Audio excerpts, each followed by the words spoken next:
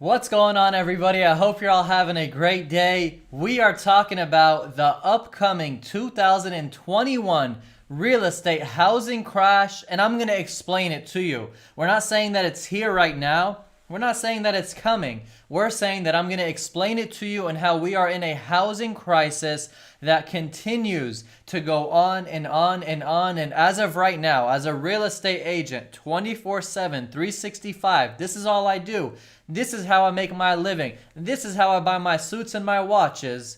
I'm seeing a lot of crazy stuff going on, and I'm going to share that all with you right now. Now, everybody who is on this live stream, what's up? Hope you're all doing good. For those who are watching this video at a later time, enjoy. Hopefully you're going to really get some nuggets from this and some value, because I always prep the best that I can from real world experiences, and I don't share anything that I don't see, know, or actually do. What's going on, Najib? What's going on, Raheel? What's going on, Jesse? What's up, Jeff Wybo? We got Jeff Wybo in the house. What is up? Bay Zoomer, what's up? E-Man, let's go. And Carla says, yo. All right, so we already got people going on this live, and we're just going to jump right into it. Now, real quick, if you get any value, please hit the like button, and most importantly, subscribe if you haven't already. And also, I got new merch coming soon. I got a website launch I'm about to finish and finally get up. I got real estate courses coming soon, and on top of that, I have a Discord coming soon, so you all can join the Discord. We could talk real estate investing, flipping, wholesaling, renting, whatever you want to talk about. And also for real estate agents, we're going to have a dedicated section just for you. That being said, we're diving in on the first point. Is this real estate market is stupid. I tell people that I'm working with, and I tell other agents that I'm talking to, that this market is stupid. It actually makes no sense. It actually shows no care to actual home buyers. And most importantly, it's just wild. It is wild. Now, the part that I said of making no sense, there is things backing it up on why it's not making any sense. But the reality is, it's sense whenever you think of it. If there is no supply and there is high demand, that's the sense right there. I was yesterday doing a showing for my clients, and we walked in the house and out the house. And as we were there doing the showing, we had 5 other real estate agents coming with their clients into the house. Overlapping. What's COVID? What's this pandemic? There's none of that happening right now. Everybody's ignoring that. Hardly anyone is wearing masks. And I'm in Texas, specifically Dallas, Texas. And it's crazy. We walk into this house, we walk out of this house, and every single family that walked in and walked out is standing in front of the house talking to the real estate agent. They're trying to figure out what offer they're going to place, how they're going to win it, what they're going to do, what contingencies are they going to waive, how much should they put. 5 families walked in within the 30 minutes I was there and walked out still staying in the front of the house because they wanted that house. Now think about this. Where I'm at, in this one city, we have probably 2 or 3 houses that are comparable to one another that's actually on the market. Only 2 or 3. So if you have a 3,000 square foot home on the market, maybe 2 or 3 are exactly like that a buyer can pick from, and that might even be too much. I listed a property the other week. I kid you not, I put it as coming soon. For real estate agents, they can only see it. They were sending blind offers, $20,000, $30,000 above ask. Blind offers, without even seeing the house. Their clients like, we want the house.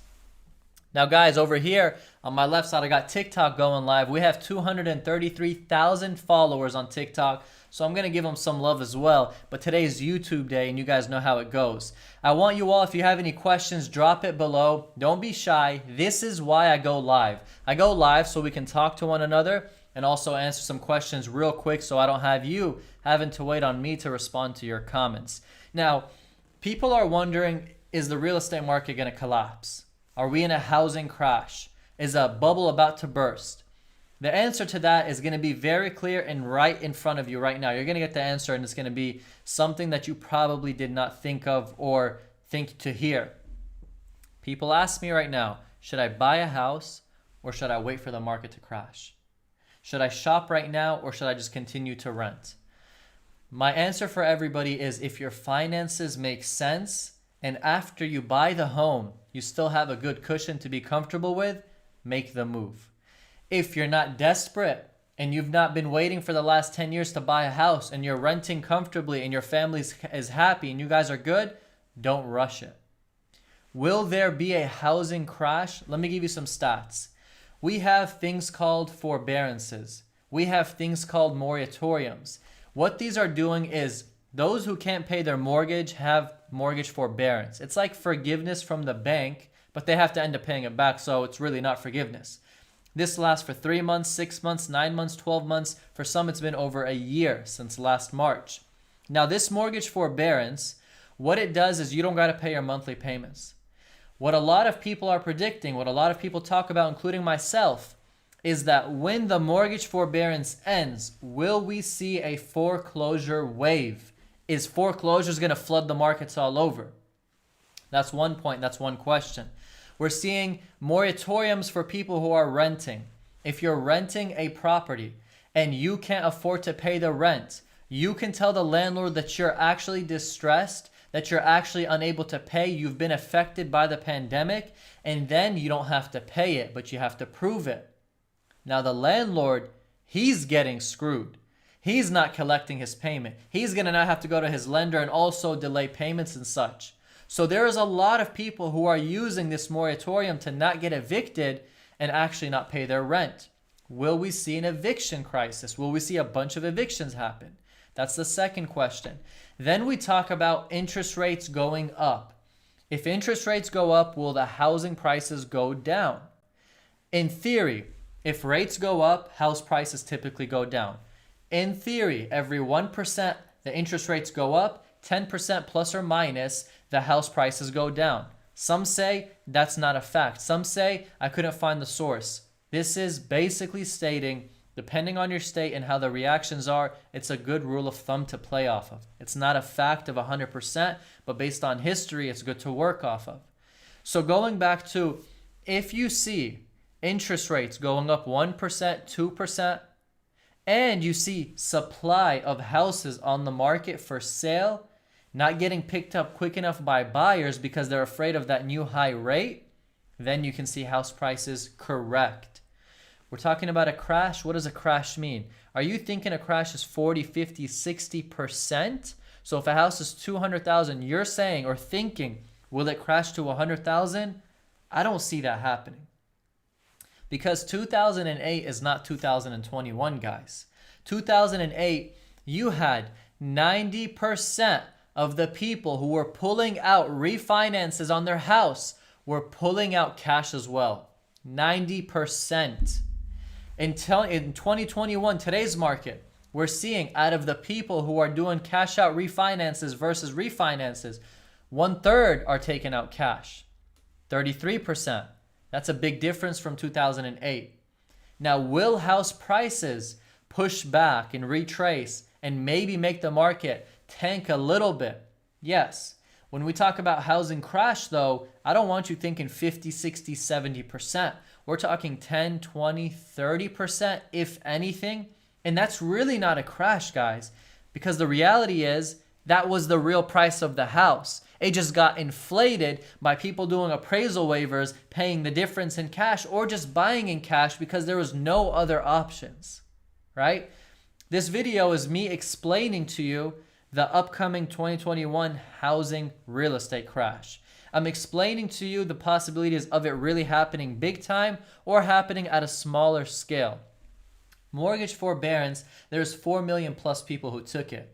Then it continuously drops. In 2021, it was 2.7 million, and it's fluctuating with who's taking it. That's not that big of a market share to really cause a crazy crash if, let's say, all of them just got foreclosed on. Same goes for the evictions that can happen. Same goes for a lot of stuff that can happen. So I want you guys to get educated the right way, but not just hope for a crash to happen, because if you're hoping for that, what if it never happens? Now, one thing, guys, is in 2017, I was in real estate flipping houses. And I was getting the advice from people saying that house prices are going to crash. There is no way that this is going to continue to go up, and there is no way that house prices aren't going to come down. They've been too hot for way too long. 2017, I was flipping houses. This is what I was hearing. So I said to myself, okay, I'm going to take a step back and I'm not going to buy any more flips. I used to buy from the foreclosure auctions, guys, 2, 3, 4, 5 houses every month. And I would remodel and flip, remodel and flip, remodel and flip. That's how I got into real estate. And when I started hearing that, I kind of got scared. So what I did was I stopped buying. 1 month passed, 2 months passed, 3 months passed, 4 months passed, 5 months passed. I got investors' money. I got cash sitting, not getting any returns. And I'm like, what if this doesn't happen? What if an actual crash doesn't happen? In 2017 to 2021, nothing happened except it kept going up. Imagine you're someone waiting to buy a house and you wait these years and nothing happens. How is that going to feel? It's going to suck because you're now having to get in the market at a higher price. So in 2017, after a couple of months, I said, I'm getting back in, and I got back in. Now in 2020, I got married. Listen to this. It's a story time right now. For everybody who's throwing some questions and stuff, I'm going to get to them, I promise. This is story time right now. And please, if you're watching this, we have over almost 200 people on this live. I want to see some likes going up. Please hit that like button if I'm giving you any value. I'm about to give you a story time right now as well. I got married in 2020. Right here's the ring. Now in 2020, I bought a house flip from the auction. I bought this one, I think it was in March. Or no, I bought it in February. The first Tuesday of February is when I bought it. I got married February 9, 2020. Now this flip that I bought it the first Tuesday of February, I think February 2nd, 4th, or 5th or something. And when I bought it, the pandemic happened, the virus happened. I continued with my wedding. I went on a 3-week honeymoon to Thailand and Indonesia. And as I was there, I was getting the house that I bought from the auction remodeled so I can flip it. I was coordinating on my phone. I had the crew, the contractors, and all that was already done. I've done plenty of houses, so I have the team that was already ready to go when I bought the property. Now, when I got back, the pandemic was insane, guys. Everybody was locked in their houses. Everybody was so scared. Masks on. It was fearful. I mean, people were scared. Now, I got back the end of February, March 15, 16, 17, things got crazy. So when I first got back, we were kind of going back business as usual, but heard about the virus, right? Then I finished the remodel. I list the property on the market in like March something. And I ended up getting it with multiple offers. Now, the market wasn't as hot as it was right now. So the offers weren't really what I wanted. I think I was asking 230. I got a 210. I got a 220 and a 225. I didn't get any 210s. 220, 225. And then the one who offered 230 was an FHA loan, which meant that I had to hold the property for 3 months in my name for title so it can work out. If you buy a property from the auction or you buy any house, you have to hold title for 3 months in your name to be able to sell that property. That's an FHA rule. Just some extra nuggets for you. If you didn't know that, hit the like button. Let's see if you got some extra value on that. So anyways, we got offers, and then the virus and the pandemic started to really get scary. And people were like, Karam, offload that property. The market's going to crash. Be careful. Things are ridiculous right now. Whatever offer you can take, even if it's 10, 20K below. In fact, I had some people tell me, break even or take a $5,000 to $10,000 loss just to take that property away because I was all in cash on it, over $200,000. And they're like, you can take that 200K when the market crashes and you can buy plenty more than that, than just that one property. So as you guys know, people get into your head. And I'm like, okay, let me think. Should I sell this property, just flip it, break even, make 5, 10K? Who cares? Just let me take back the cash and recoup it. And then when the market dips, I can make something happen. I was like, okay. I signed the contract. I sold it, I think, for $225, which really wasn't that bad because I wanted $230. I gave a concession of like $1,500. I even gave the real estate agent a 1% bonus because I was repping myself, so I had no commissions on me. And I sold it. When I sold it, shutdowns happened, panic happened, craziness happened. That same property today, I sold it in, I think, March February, March, and probably March, April time is when I sold it. I sold it for $225. That property today, 8, 9 months, 10 months, a year later, in 2021, post-pandemic, is easily worth $260, I think, to $280. Okay? I sold it at $225. Now, another idea was to keep it, rent it, etc., but I wasn't in the game for that. I was in the game of flipping. What I'm trying to get across to you is if you're trying to buy a house today and people are telling you the market's going to crash, because I make a lot of videos about the crash, the collapse, the crisis, the housing market, all of that. But the reality is statistics. Will it happen, and how will it happen, and will it be drastic enough?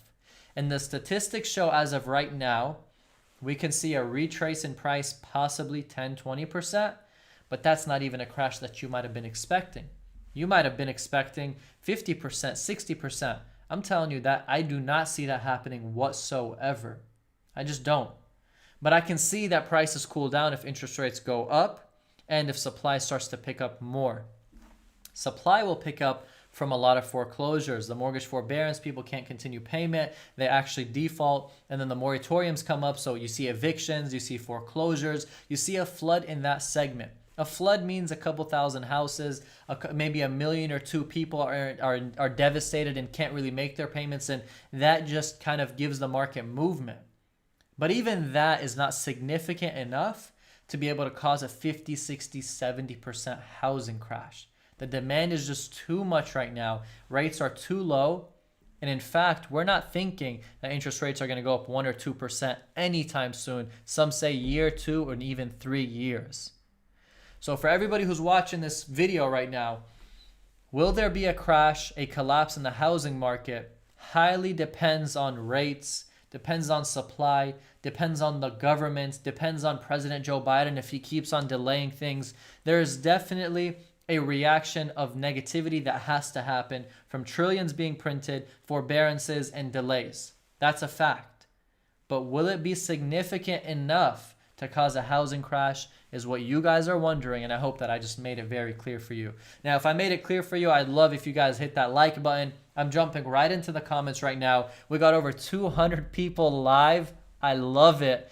And now time to answer a lot of these questions. We're going right into it. Once again, what's up to everybody? Jeff says suits and watches are important. They're very important, especially if you're a real estate agent. All right, what's going on? Do you remember me? Make money? Of course, I always remember you. How can you forget a name that says make money?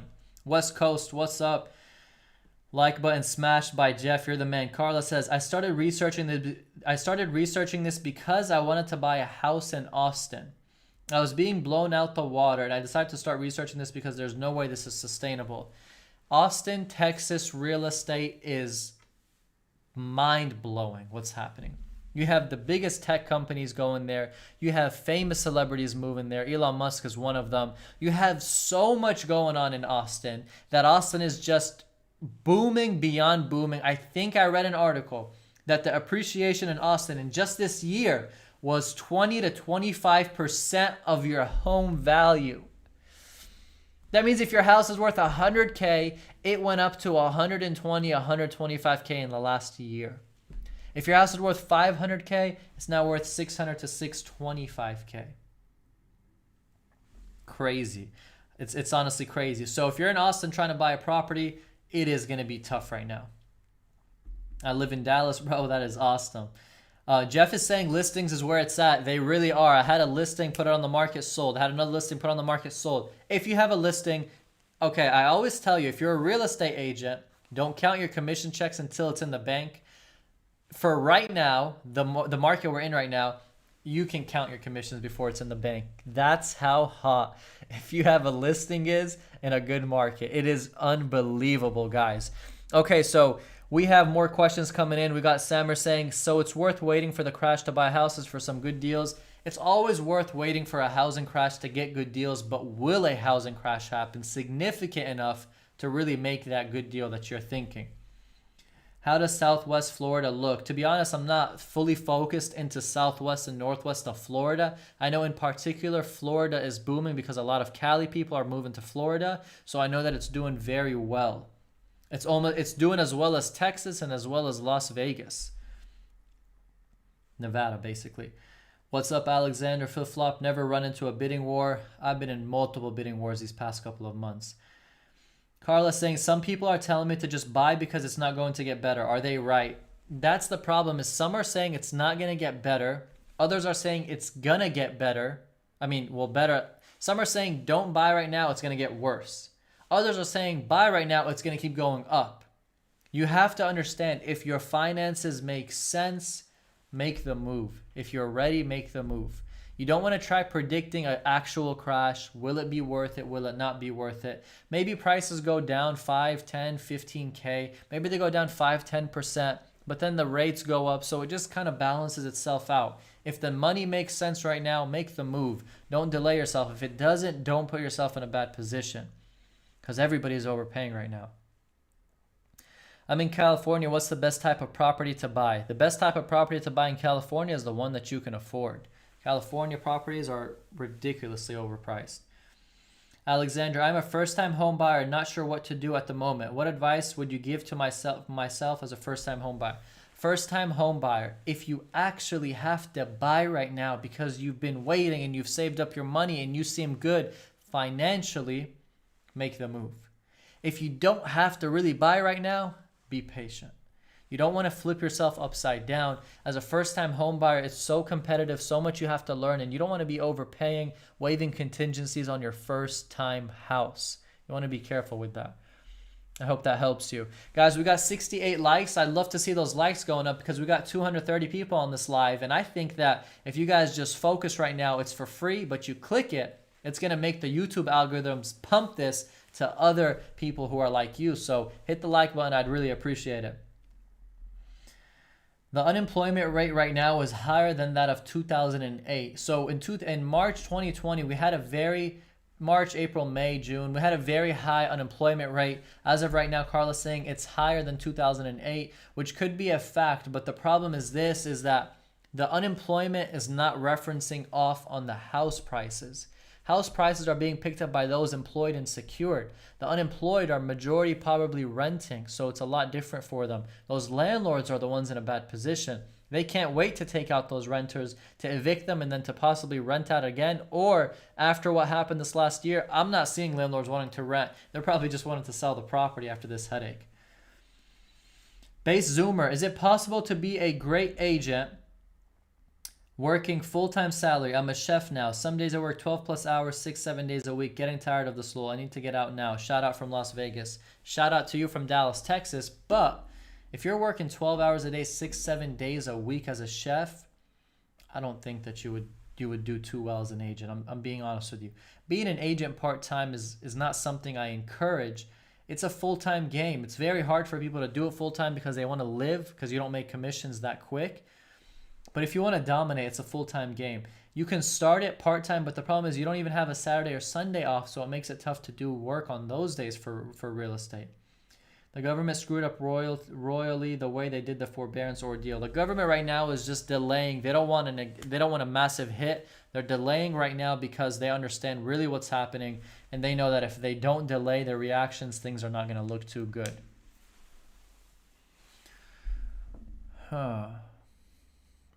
Only stupid people buy homes in this market. What goes up must come down. I don't think they would be stupid, because if they would be stupid, you'd call me stupid, because I bought my house in December of 2020, and I don't think I'm stupid.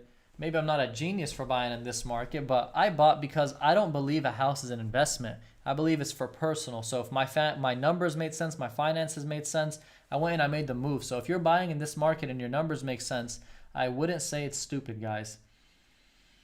If you are paying over appraisal, why? Please someone explain to me why people think this is a good idea. People think this is a good idea because they want to win the house.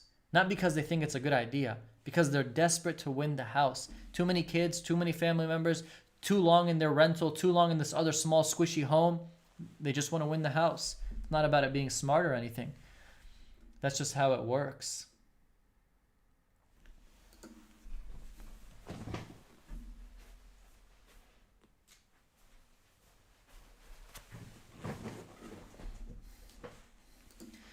All right, guys, my bad. I had to do that because the camera just auto shuts off, but we should be fine. We're good. We're going to continue. We're going to keep rolling.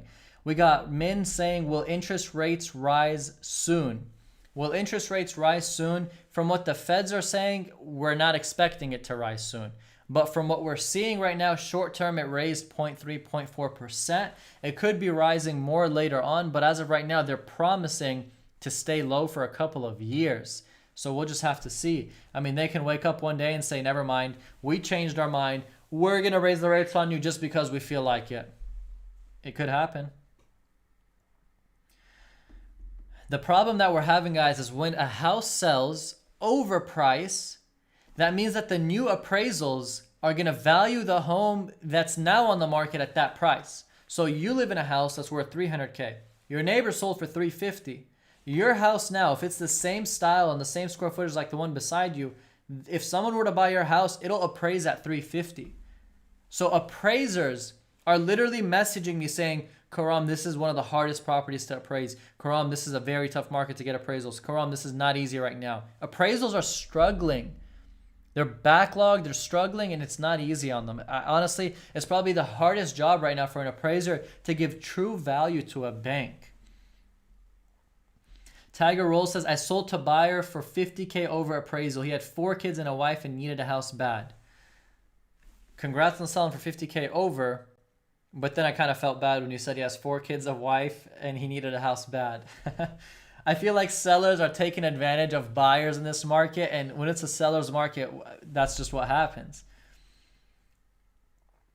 Michelle says, well, if a depression happens, houses will go way down.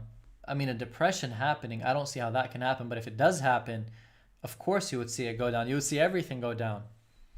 You would see the markets go down.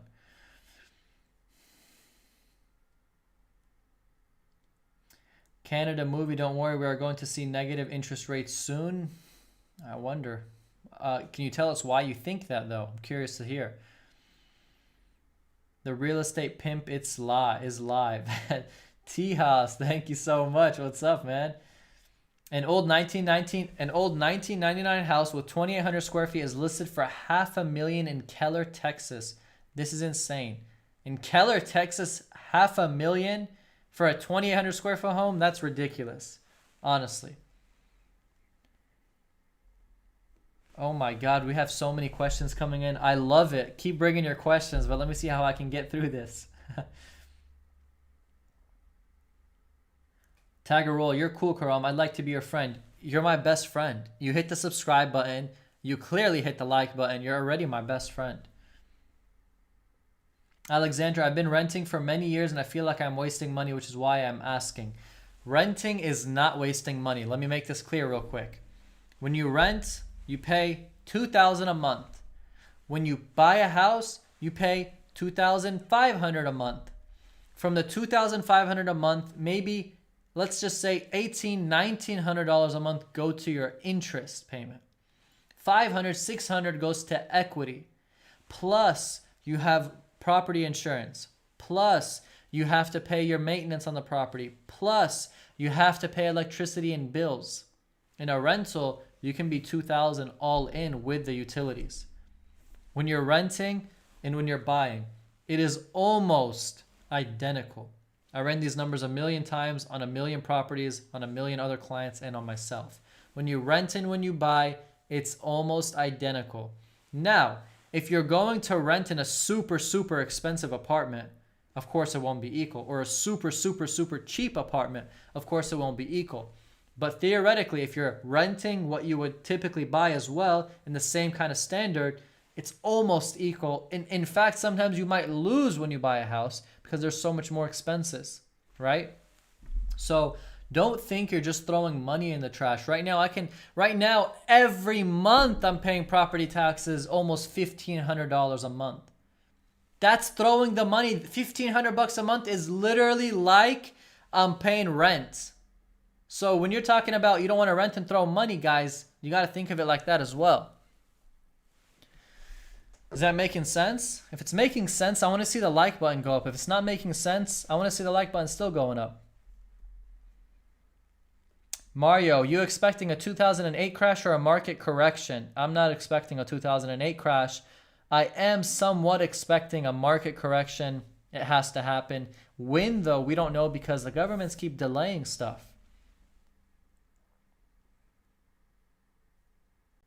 Jimmy, how do FHA do in this type of market? More sellers turn them down in this competitive market. FHA loans and even conventional loans in this type of market, they're doing okay. But let me tell you something. If you're putting an FHA offer, you have to be significantly higher than a cash offer or conventional offer for them to entertain it. If you're putting a $250K price and a conventional is a $258K and a cash is a $257K, they might be like, I'm going to take the $257K. It's cash. It's only a difference of $1,000 and $3,000. I'm not going to risk it.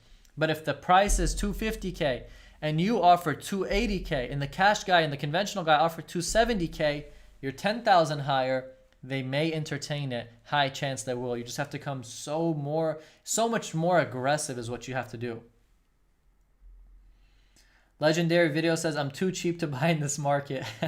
There's a lot of people who are too cheap to buy in this market or just not really trying to mess with this market at all.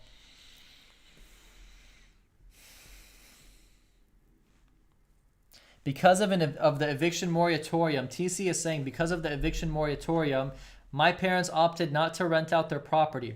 They didn't want to risk no rent being paid and not having full control of their property. You know, I don't blame them. What I do on the properties that I have, that I'm renting out, I have my tenants on leases 3 months. Every 3 months, I can renew with them. I just got a new tenant. I proposed 3 months. She was like, this isn't safe for me and my kids. I'm not going to rent only a 3-month term. I said, bye. If I'm going to sign a 1-year lease with you and then you decide not to pay and I can't evict you, I'm good. I'm doing it on 3-month terms because legally, once their term is over, they're not supposed to be in there. But if you do a 1-year lease, legally, they're supposed to pay. But through what we're going, this pandemic and the moratoriums, they can somehow slip away from that.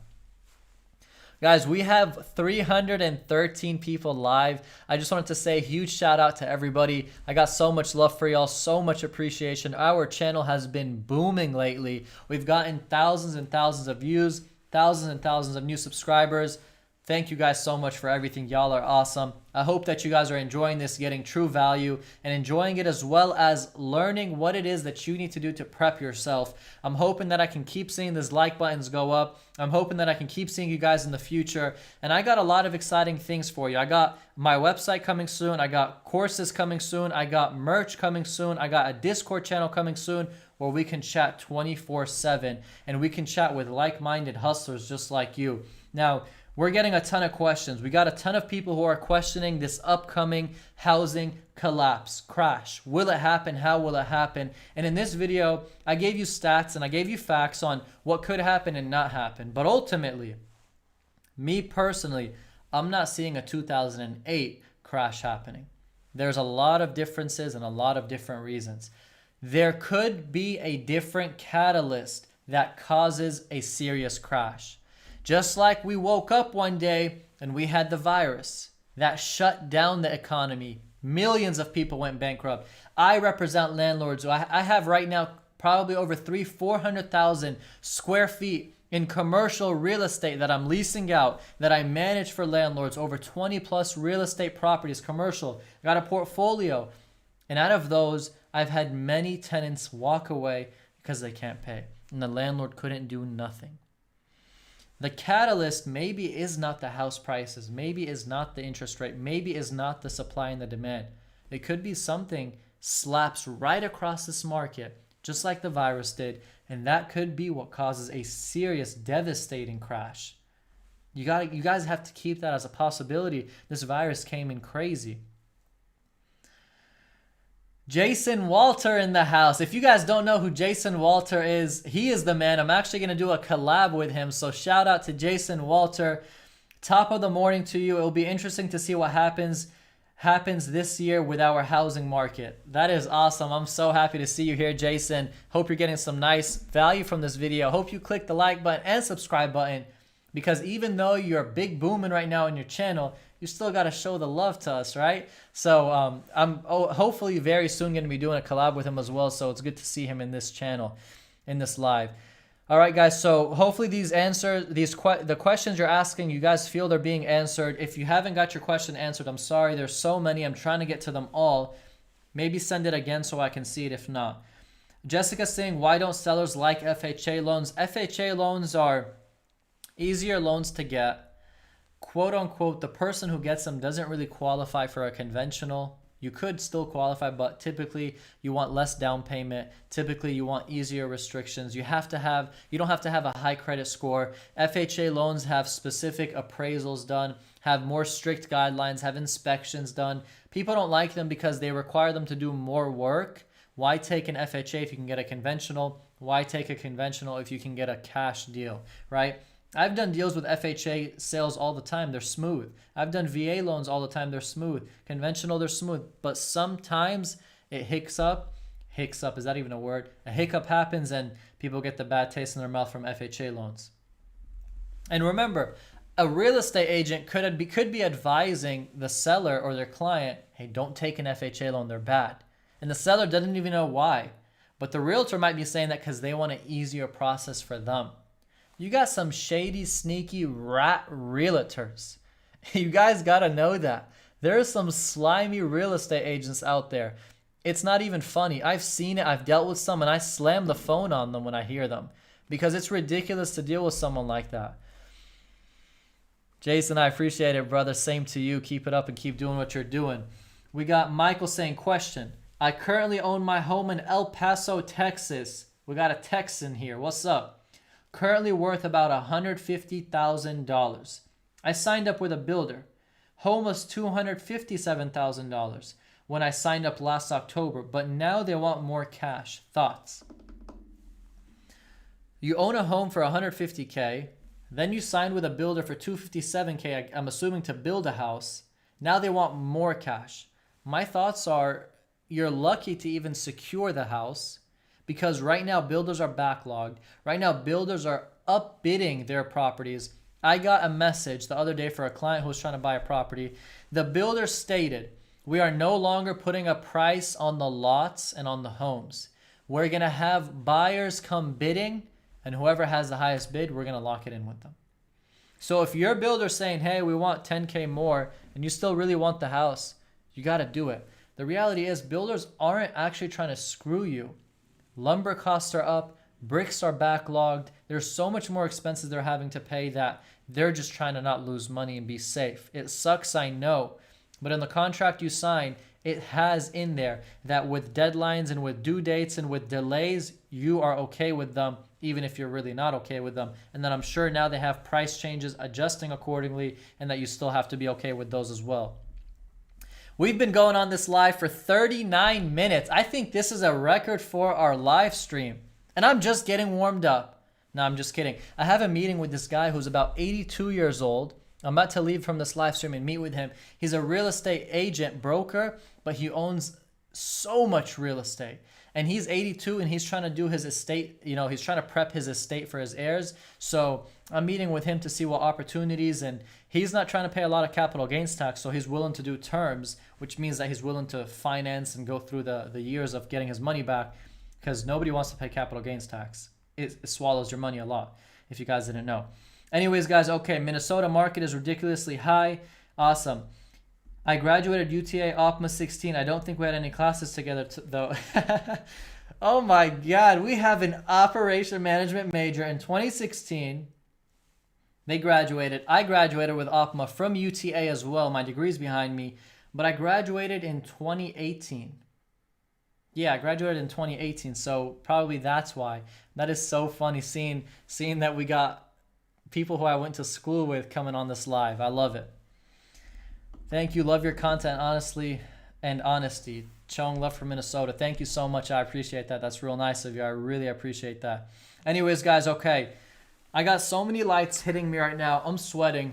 We've been on this live for quite a while, so I'm going to wrap up this live. Steve is saying, hey, Karam, love the content and channel. What do you make of the refinancing boom? Is it healthy for housing market? Refinancing boom means one thing. More than likely, everyone who refinanced doesn't plan to sell, which means less properties on the market, which means demand can continue. And I'm going to wrap it up like that, guys. Thank you all so much for watching this live. Please, if you got any value, hit the like button. And most importantly, subscribe. I upload 3 times every week. I go live with you on Saturday so we can talk just like this. And it's not a bad idea to stay involved, get educated, and try to make yourself ahead of the game. It's Saturday. You guys are hustlers. You guys are smart because you're spending the time and energy to be able to watch this live stream versus chilling or laying or watching Netflix. Much love to all of you guys. Thank you so much. Thank you for being here. You guys are amazing. I'm blessed to have you, and I'll see you in next video, which will be on Monday at 5 p.m. CST. Until then, keep grinding, be safe, and I'm out.